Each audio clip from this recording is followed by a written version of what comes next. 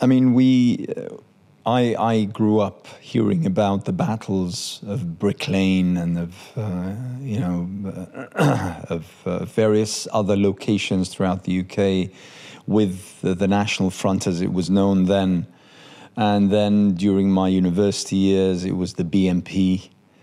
And that morphed into something called England First or English First or Britain First. Britain First. Britain First. Yeah. And now we have the EDL and we have Tommy Robinson and that kind of evolution of the far right seems to be some sort of perpetual, ongoing, continuous cycle. And it has its ebbs and troughs and the such, but generally it's almost always there. But the way in which it manifests itself these days is, I have to say, at least notable, simply because it's not only on the streets now, but it's now part of the political structure. You know, in terms of Reform UK, they have 5 MPs. They are a recognized political entity. They have their conference coming up soon in Birmingham. And they have a voice and they have an impact. And to all intents and purposes, from what I see from the Conservative Party, who are still licking their wounds from the battering they got at the elections, the Conservatives are still sort of trying to appease that far right through narratives and policies. How would you describe the situation we're in right now? I think the situation we're in right now is actually more worrying than anything actually we've experienced previously in British history. So, for example, if you look at the 1930s, for example, the British Union of Fascists were a street movement, but, you know, they were pushed back. You know, you had various demonstrations, the most notable one being the one at Cable Street. Cable Street. Yeah, where the local communities, including the Jewish communities, which was, you know, a big part of the population of the East End at the time, along with other forces, trade unions and the left, mobilised against them. And they were pushed back. And then in the 70s, you had people like the Conservative politician Enoch Powell making his Rivers of Blood speech, which led to the growth of the National Front, you know, a fascist street movement, which was terrorising, you know, Asians, African, Caribbean people and all non-white people.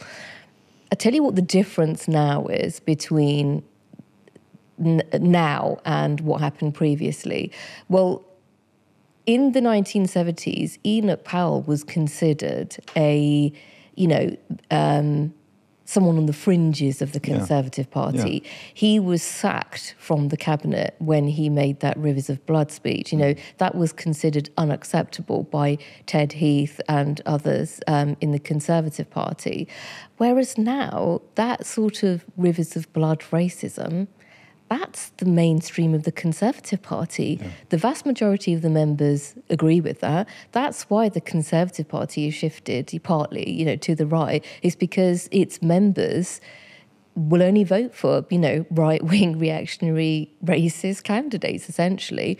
I mean, if you compare Suella Braverman and her racist rhetoric when she was Home Secretary, it's very much in line with what Enoch Powell was saying. Right. But Enoch Powell was sacked. She was Home Secretary. Yeah. And it's very similar. Her, you know, language, you know, the Islamist threat, the Islamists are in charge now. You know, it's just deliberate stoking up Islamophobia, inflammatory. As Saeed Owasi rightly said, she was in charge and her party were in charge for 14 years, not so-called, you know, Islamists, whatever that means. I'm not even sure what that means. What does that mean, Anas? I have no idea. I'm often accused of being one of them, but I have no idea. I can't read. I tell you what I think it is. I think it's just, because do they mean terrorists? Well, just say terroriist if you mean terrorists. Do you mean ISIS? Well, just say ISIS if that's what you mean. I think they use the term Islamist because it's a racist and Islamophobic slur on any Muslim that is politically active. it's an attack on any Muslim who I wants agree. to I agree. express I mean, freedom. it's one of those terms, and you're absolutely right to highlight this because, I mean, often these things begin with language. They begin with narratives, with discourse. They begin with words. And recently, we've seen this foray of terms that really mean nothing whatsoever. No one can really identify or pinpoint exactly what they mean. Yet, the implication is that they are horrendous. You know, they have this loaded catalogue of implications and the such. But in reality, when you try to decipher what they mean almost nothing. I mean, just like you said, I mean, if you mean terrorists, just say terrorists. If you mean, someone, just say it. You don't need to, and mentioning Islamist and the such. Okay, so who's an Islamist, who's not? Yeah. If someone, prays 5 times a day and is diligent in terms of their observation of their religion, are they not an Islamist or are they an Islamist? Yeah, it doesn't make sense. I think it's only a problem. You can pray 5 times a day, but I think it's only a problem if you pray 5 times a day and you're politically active and you're demonstrating on the streets, calling for justice, whether it's on Palestine or whether it's fighting, Islamophobia, challenging that. I think, or getting politically active if you're standing in an election and winning. And winning. As many did. And as many did. But... what does this mean? Okay, fine. So let's take on that particular tangent and say, in a way, and during at least the latter part of the Conservative rule, we saw racism in its very stark form almost normalized, almost become part of the mainstream. Okay, but the Conservatives lost.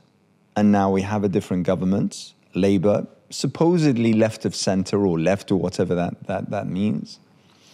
Are we overblowing the importance and the significance of racism as we saw it, quite stark over the course of the past 10 years or so? Well, sadly, if you look at the recent riots, I would say no, because that just gave us a very stark reminder of what happens if we allow racism and Islamophobia to go unchallenged. So I think those riots that we saw were a product of decades, I would say, of, Islamophobia being stoked up against Muslim communities and, passing the dinner table test, as Saeed Awasi put it. And secondly, attacks on immigrants and asylum seekers in the context of falling living standards, which was a deliberate government policy. So it was government policy to actually run the economy in a way that actually made people worse off. So these are the real problems facing people. So your contention is that the government deliberately made people's lives more difficult from the economic perspective? Yeah, I mean, that was their policy. For what end? Well, to basically increase the rate of profit. I mean, they stand for, the Conservative Party, is a capitalist party that stands for, ultimately the very wealthiest in society. So if you look at the profits of, the very wealthiest in society, the top, companies, all their profits increased astronomically. Whereas if you look at the living standards of the, ordinary people, the average sort of, living wage has fallen. Inflation has risen, so which means that your actual wages have fallen. So people are worse off than they were, 14, 15 years ago. And people can feel it.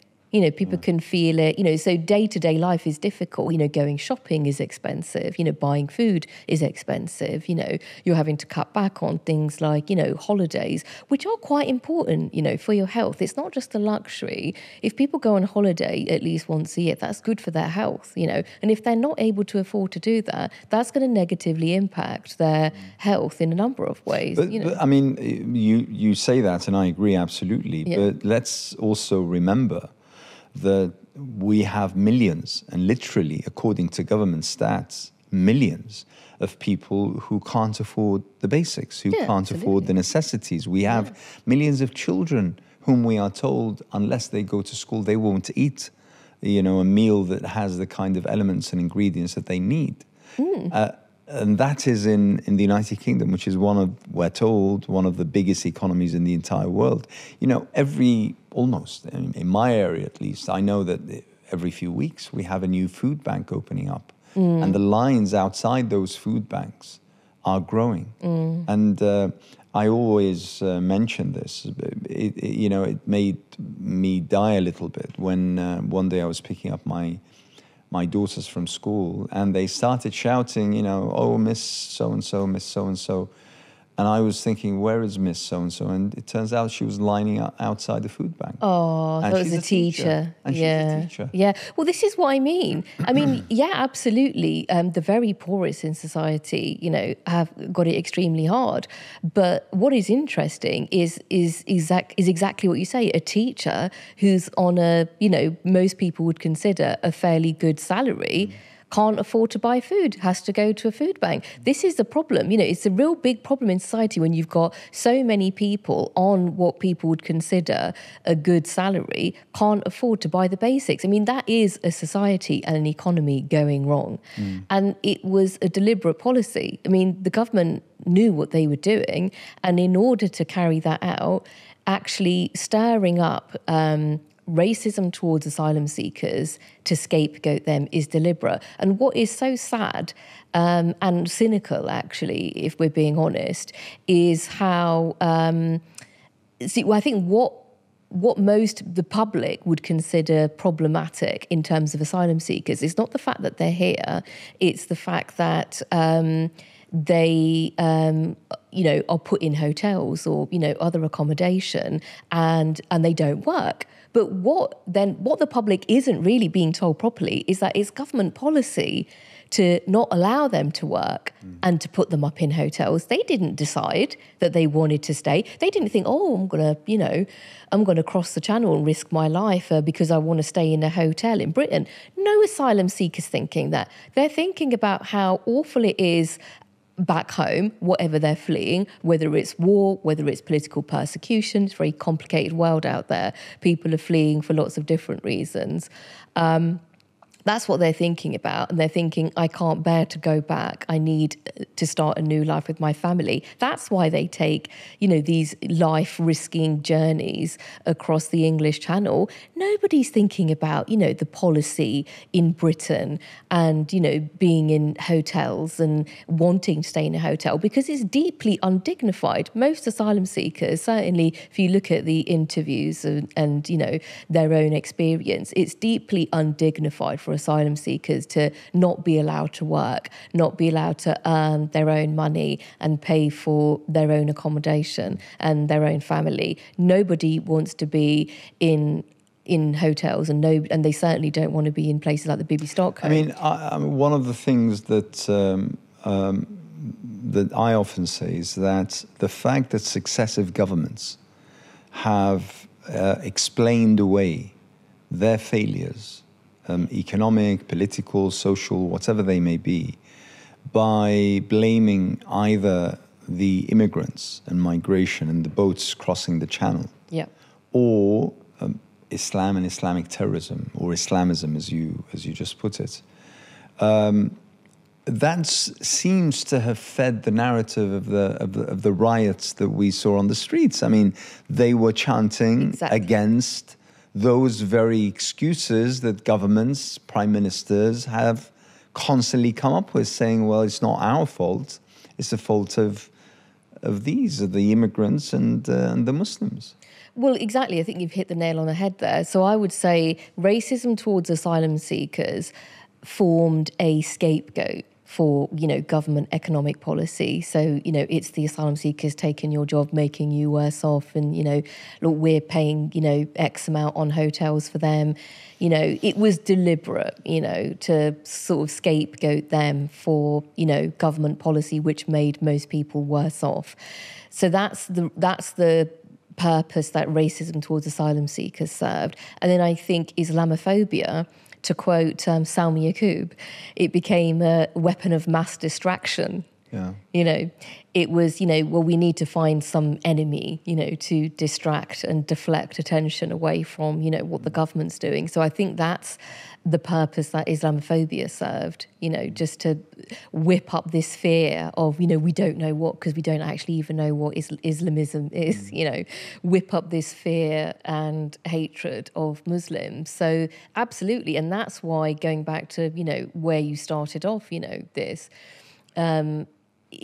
what's worrying now is that actually the thugs on the street, well, it's just a product of, not just people like Reform UK and Nigel Farage, which are a big problem in terms of British politics, because for the first time in history, in British history, you've had a party to the right of the Conservative Party win MPs in Parliament. So they've got 5 MPs, but they also came second in over 90 constituencies across the country and got 4 million votes, more than the Liberal Democrats.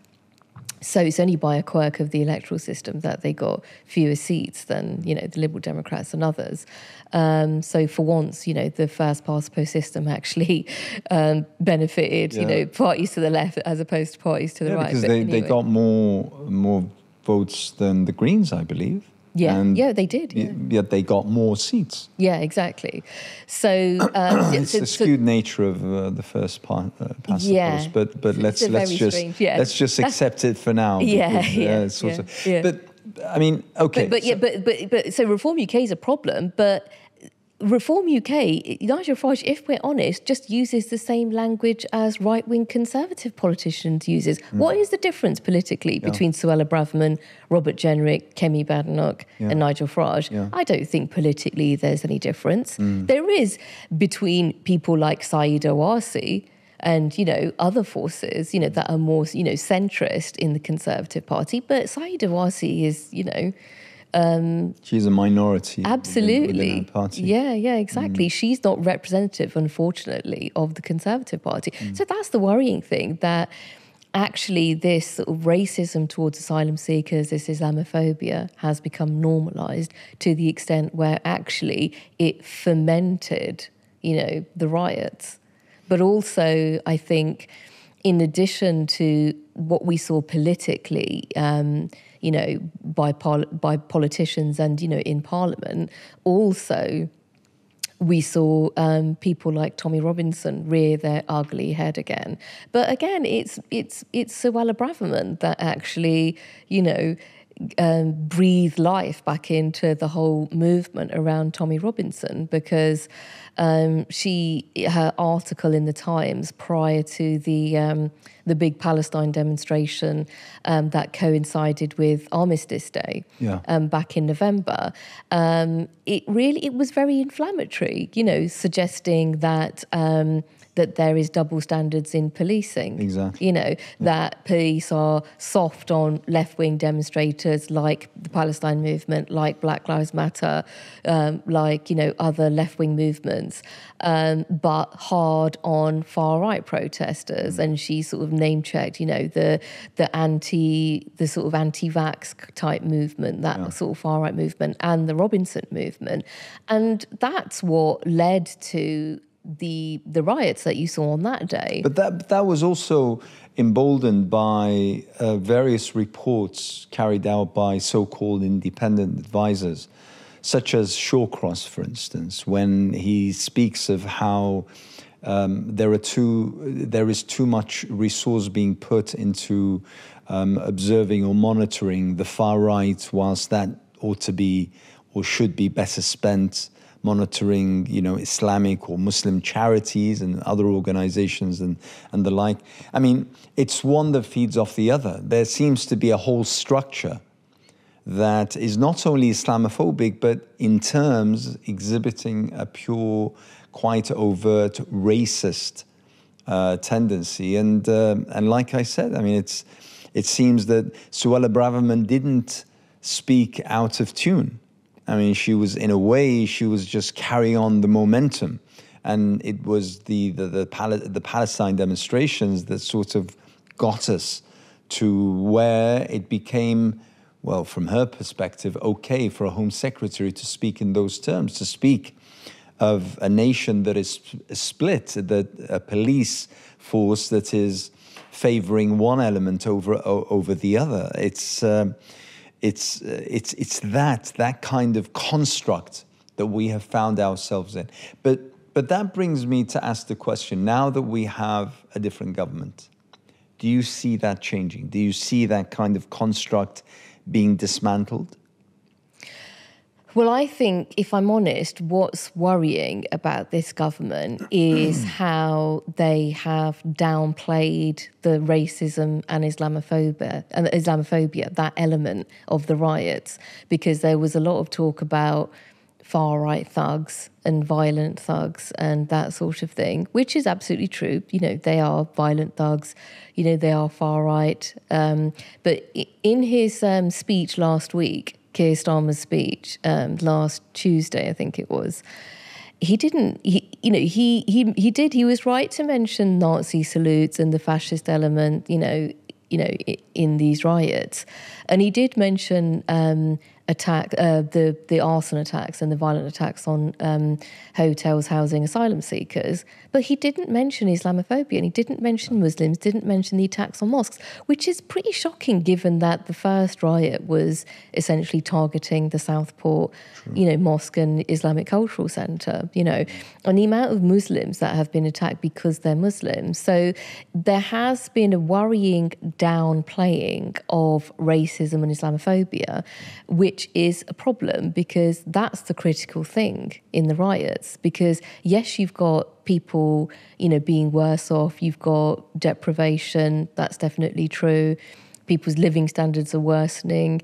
But the cutting edge of the riots was definitely racism, because the people that were being targeted were, asylum seekers in hotels, mosques, individual Muslims, with a stall, giving away copies of the Quran in a town centre in Liverpool that was attacked. Similarly in Leicester, the same thing happened there.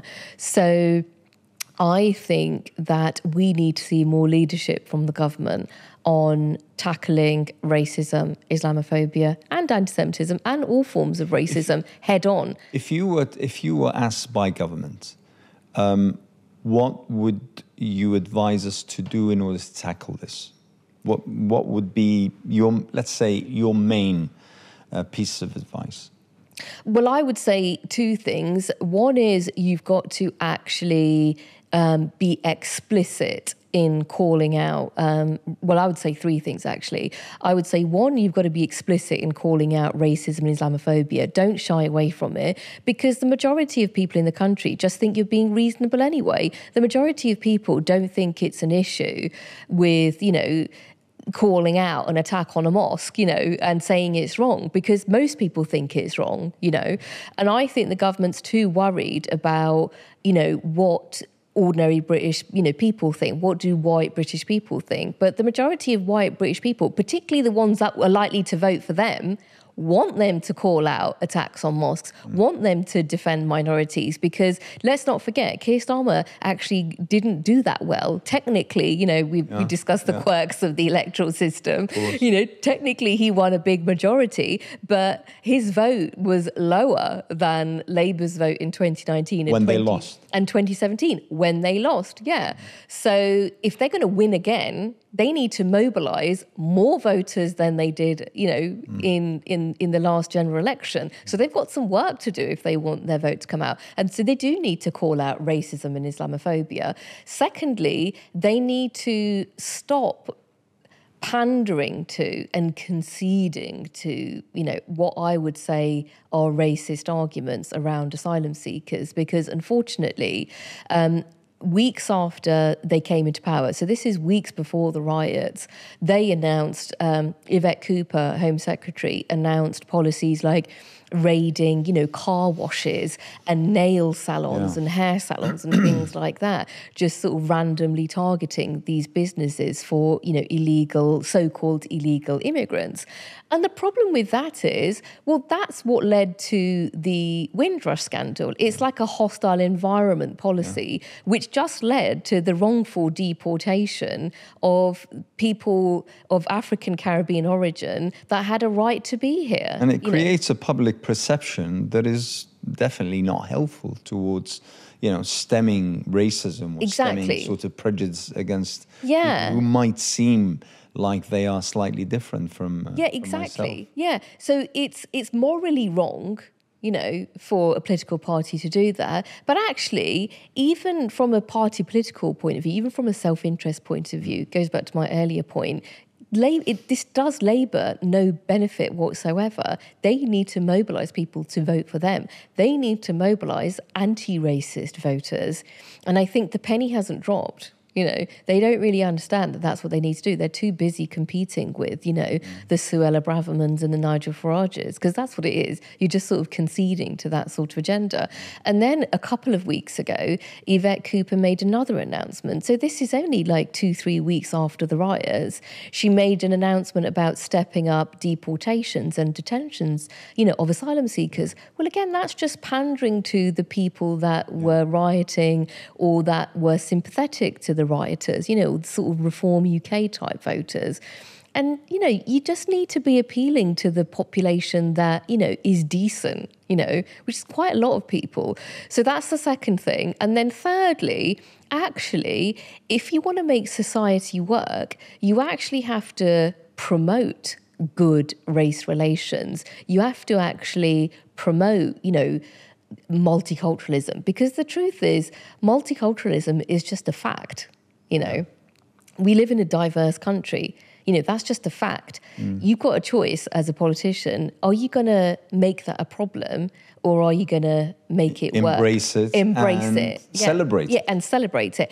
And that's what you need to be doing, I think. I think you need to be going on the front foot. I mean, if you look at things that are, good in society, things that we value, everything is underpinned by waves and waves of immigration and multiculturalism, from, the food we eat to football or whatever sport we're into. What sport isn't underpinned by multiculturalism? Correct. Correct.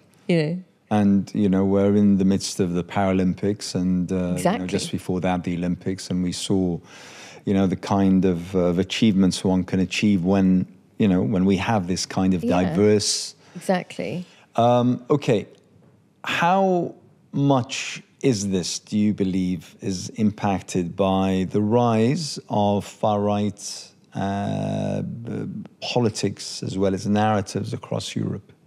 I mean, only a few months ago, we saw the European parliamentary elections and the kind of gains that the far-right and sometimes the overt far-right, the extreme far-right, gained in many countries and across the European Parliament. How much do you think this has impacted us? I mean, what I'm trying to establish is this some sort of wave that comes and it sort of engulfs everywhere?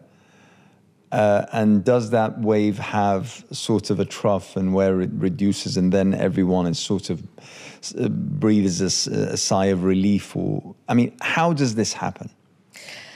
Good question. Well, I would say if you look at the USA and Western Europe and Britain, they're all similar economies, similar countries. We're talking about, the richest countries in the world in the main, right? But in the last 20 years or so, I think you have seen a policy of governments in these countries, in the main, making their population worse off.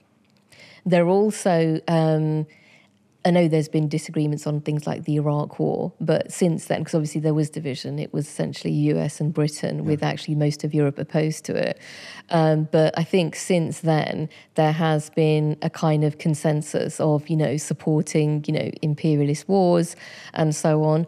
And that has accompanied a wave. So both those things, the imperialist wars plus the economic policy of actually making their own population worse off has led to a rise in racism, to justify wars. So, oh yes, these Muslims, they're different, that you justify wars by basically dehumanizing, the people you're going to war with. So that's part of the function of Islamophobia has been that.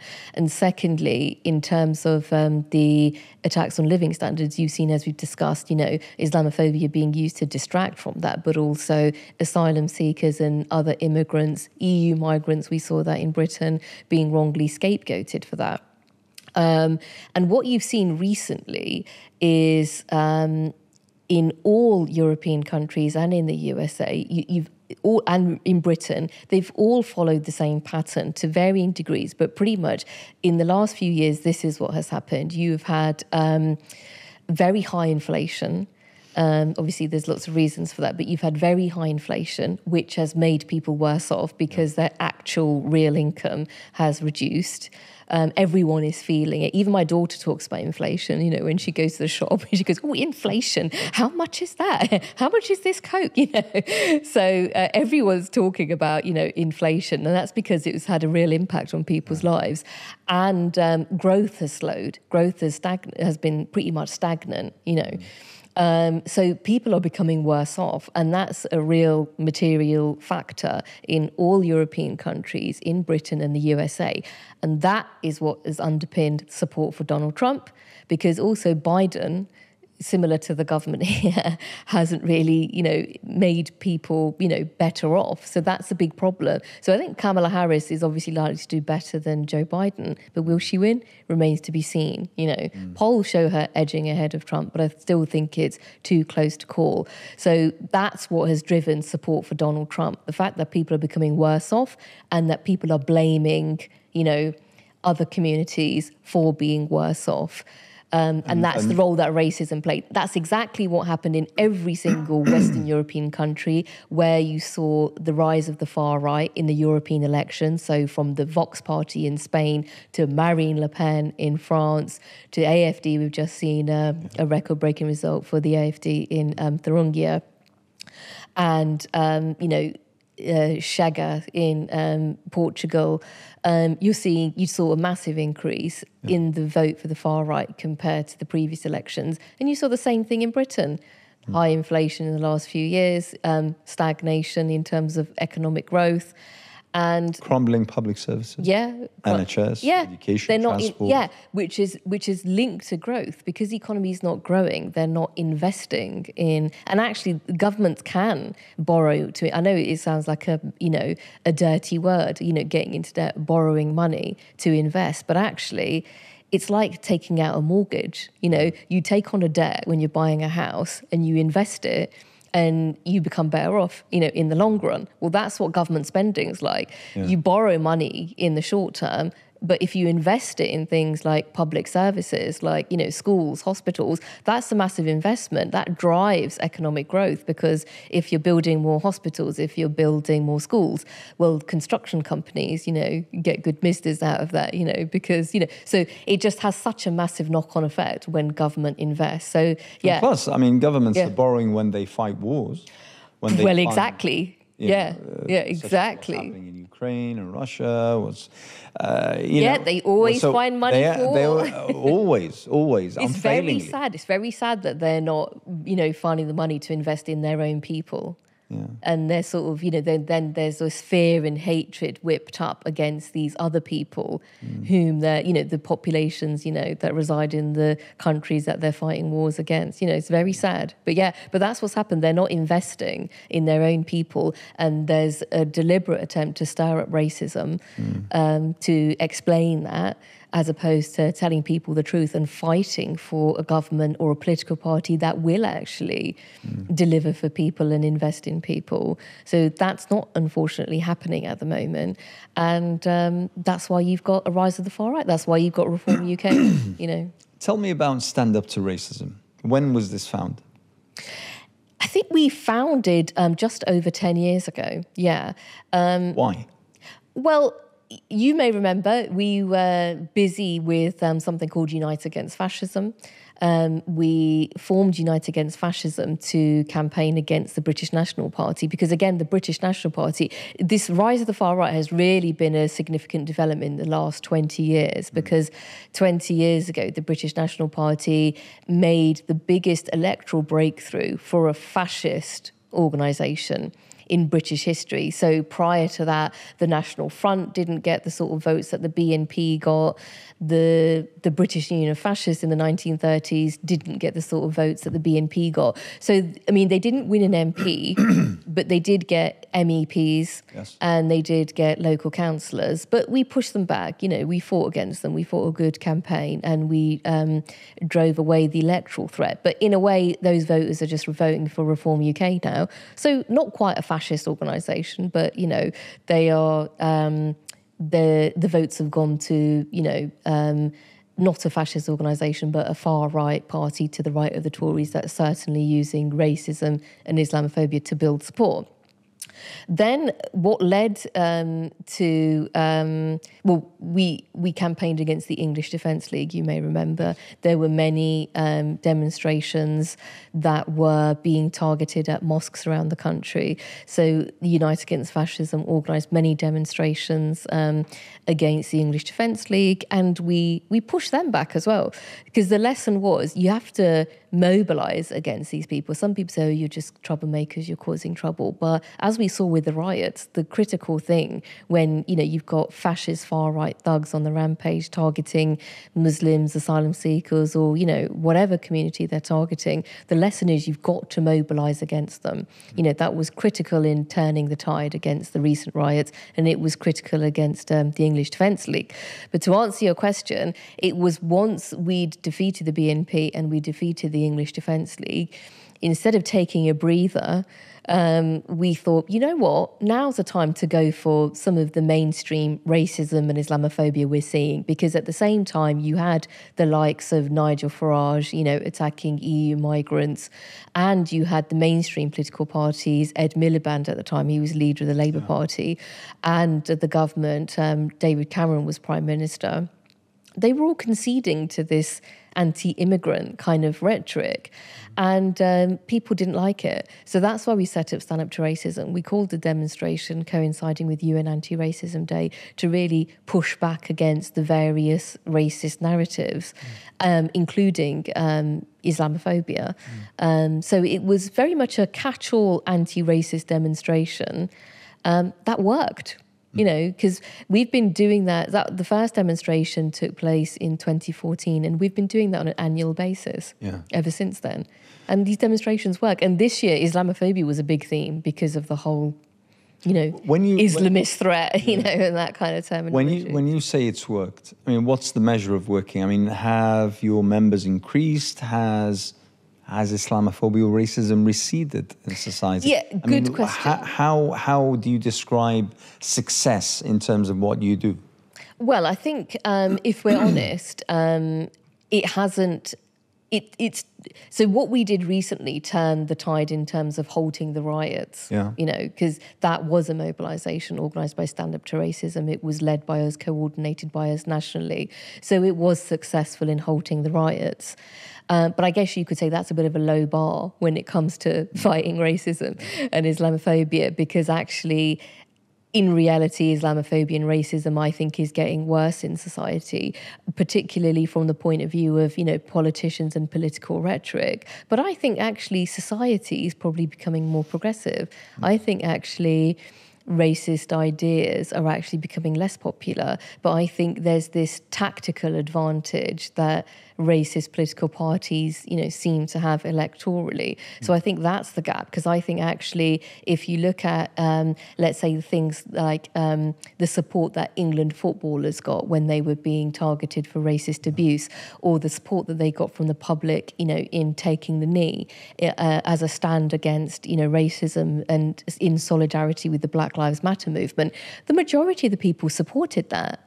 So actually that suggests that in this country there's a majority that is actually anti-racist, but it doesn't have a voice in Parliament. It doesn't have a voice from, many politicians. I guess you've got politicians like Diane Abbott and other politicians on the left who have been sort of vocal anti-racist and, championed, anti-racism. But I would say the voices on the right politically are stronger. So that's a big problem. But in terms of how we personally measure success, I think if you're calling events and people come to them and they're well attended, that is a measure of success in our opinion, because you've got to keep the thing with, activism and anti-racism is you've got to keep going. Yeah. You've got to keep it going. How has stand up against racism, or stand up to racism, how has it been impacted either positively or otherwise by Gaza and by the Palestinian demonstrations? Good question. Or do you think it has nothing to do? This is one thing, that's another. Because, what you said just a minute ago regarding you see and you perceive society getting more progressive, I tend to agree. And one of my measures is in regards with the overt support towards Gaza and, what we've seen across the young section of society, university campuses, colleges and the such, as well as, through platforms which I wouldn't have a clue navigating, such as TikTok and Instagram and the such, where we're seeing more and more young people coming out and in support of Gaza, and in a way which exerts an awareness of the self. Talking about, listen, we thought that we stood by human rights. We thought that we stood for equality. We thought that we stood by, as Tony Blair famously said about British values or Britishness or the such, when he said it's about supporting or standing by the weak or the underdog or whatever. And that gives me the impression, it gives me quite a lot of hope that people are coming to realize that we're not that different, that we're not that separate. Gaza might be happening a few thousand miles away, but in actual fact, people are commenting as though it is impacting their own lives. I visited university encampments and I spoke to young people, and when they speak about, their knowledge that their universities are investing and funding, for instance, various elements of Israeli industry or the such, and how horrified that makes them feel that they are somehow part of an institution that is complicit in a way, directly or indirectly, with what's happening to the people in Gaza. That makes me hopeful that there is that kind of progressive attitude that we're seeking. Yeah, certainly the solidarity movement with Palestine internationally, including in this country, has been phenomenal. I think this is the kind of biggest support that we've seen in solidarity with Palestine, probably since the creation of the Israeli state. I guess one of the advantages of social media, that we talk about a lot of the negatives, but I guess a lot of the positives is that you can get a lot of information on things that perhaps or maybe suppressed a little bit in mainstream media. Because if you read mainstream media, they don't really talk that much about Gaza at the moment, I find, I'm shocked actually when I read the papers of how little coverage there is about what's going on in Gaza.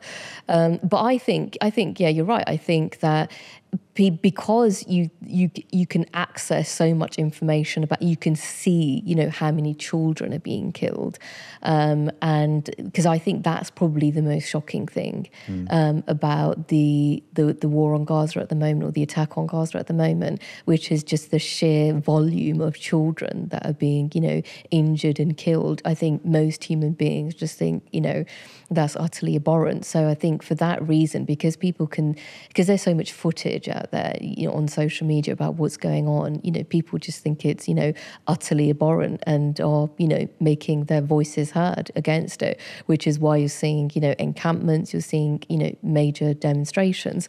I think in terms of, I suppose a lot of people also, are seeing what the ICJ, has said in terms of, calling out, the crimes against humanity, and the Amnesty and others, have called, Israel an apartheid state and so on. So I think in terms of, anti-racism, a lot of people that are against racism, can see that and are against that. But in terms of what's happening here, I mean, I suppose Stand Up to Racism is primarily a campaign against racism in this country. And in order to fight all forms of racism, so we would include, Islamophobia as a form of racism, along with anti-Semitism and other forms of racism. And in order to fight racism, you need to engage the communities affected by racism. So that includes Muslim communities, Jewish communities, and others.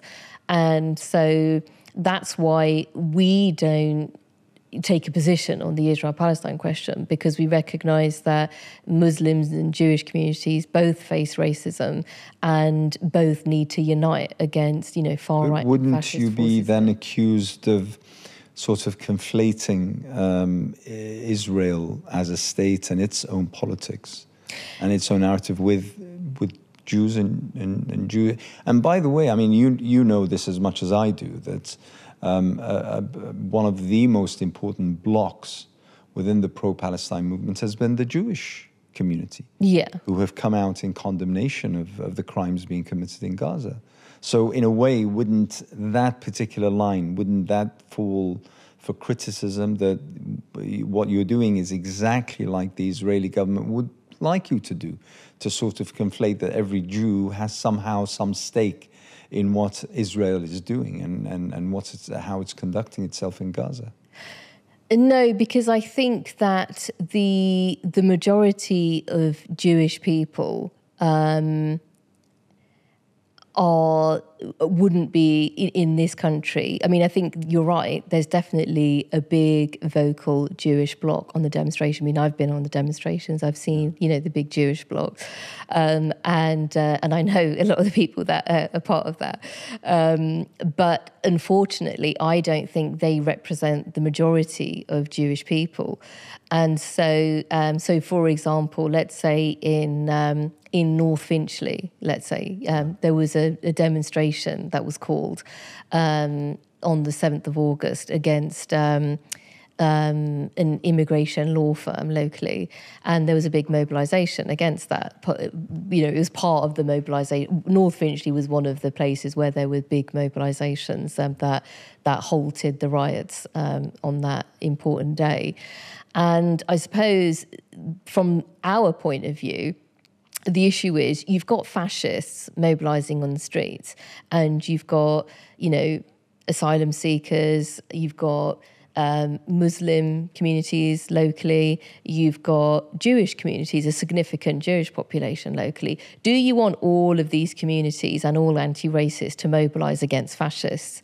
Yes, you do. And if you bear in mind the Jewish community here, they're not really linked to Israel because, they're Jewish people that live here. Yeah. They've lived here for centuries, and they have the experience of, what historically, of, what we saw with the riots, with mosques and Muslims being targeted, with asylum seeker hotels being targeted, those and attacks on businesses and so on. Well, those sort of attacks happened to Jews, in this country, many years ago. And that's those sorts of activity, riots targeting Muslims and asylum seekers, exactly that is how Nazi Germany started. It didn't just sort of, emerge in a vacuum. There was an embryo there, and there was a moment to actually defeat, fascism and to stop the rise of the Nazis. But unfortunately, that didn't happen. So Jews in this country do have an experience that is valuable, to Muslims and asylum seekers and others that are being targeted. And so our approach is, well, you want all of these communities to mobilise against fascists, because it's in everyone's interest to mobilise against fascists. So that's why the Palestine issue isn't a central part of our messaging, because we do recognise that different communities will have different views. Because I don't think that, I mean, let's be clear. I mean, I don't think most Jews support Netanyahu in this country. I don't think they support Netanyahu. They probably want a ceasefire. They probably want the war to end. But I think the danger is, if you conflate the issue, you're almost dividing the communities that need to unite against racism here. So that's why I think, there is definitely a link, in the sense that the fact that you've got so many Muslims mobilizing, that, people don't like that, right-wing politicians don't like that, fascists don't like that. That's what led to Suella Braverman's, outburst, which has given succor and emboldened a fascist street movement, right? So so there's definitely a link there. But I think in terms of campaigning against racism in this country and halting things like the racist riots that we saw, and campaigning for justice for Palestine, I think you have to keep the two separate. Because you have to you need a different set of alliances to fight for justice in both arenas. Okay, I mean, we'll disagree on this point to an extent, but I'd like to move to something which has constantly bugged me. I mean, what you do is brilliant, and it's much needed, especially in the kind of climate that we have today. But what I realize is that by the time someone hits the age of, let's say, 16, 17, 18, 19, and they've been indoctrinated either by the social structure or by the narrative that they hear on TV and radio, and they read in whatever rag they read, and they have been already taken. And they are convinced. I mean, the people that we found convicted, the crimes they commit, and we're talking about 11-year-olds, 12-year-olds, 13-year-olds. It's scary. I mean, it's tragic, but it's also quite scary. How much effort do you put into education from a very young age? I mean, that's something that I constantly ask myself. Shouldn't more effort be put in our education systems, so that basically, I see my own children, and when they play with others, they don't see other people with color. They don't see them with different kinds of names. They don't see them of different kinds of of religions or faiths or whatever cultures. They see them as their friends, as children. But then they're indoctrinated by what they hear and what they learn and how they behave at home. How can we catch them? How can we save them before that kind of indoctrination process happens? If I'm honest, I think it's difficult because I think the National Education Union, for example, which is the biggest teachers' union, I think they do put a lot of effort into anti-racism and do whatever they can in schools. Because I think the general messaging you get, in schools is probably quite good, aside from, the sort of Michael Gove input into the curriculum and so on. I think, what people are taught in education formally is good.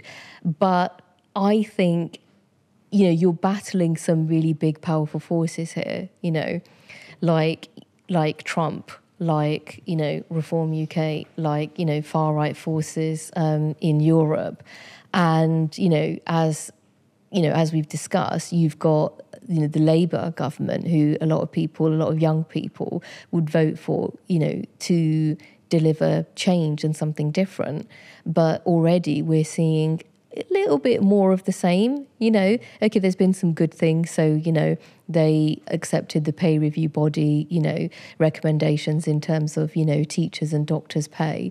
But on things like cutting the winter fuel allowance and keeping the 2-child benefit cap and withdrawing the whip from MPs who voted against that, a bit harsh, And, you know, as we've discussed, you know, conceding to some of the kind of anti-immigration rhetoric, not calling out Islamophobia and attacks on mosques, you know, when they could have, in the context of the riots. I think you've got a bit of a gap in terms of leadership. So, you know, what you need, I think, is more political leadership in challenging racism, because I think you can educate people all you want, but, you know, if all you're hearing on your radio or your TV screens or however youngsters access their media these days, or news these days, TikTok, if all you're seeing is the likes of, you know,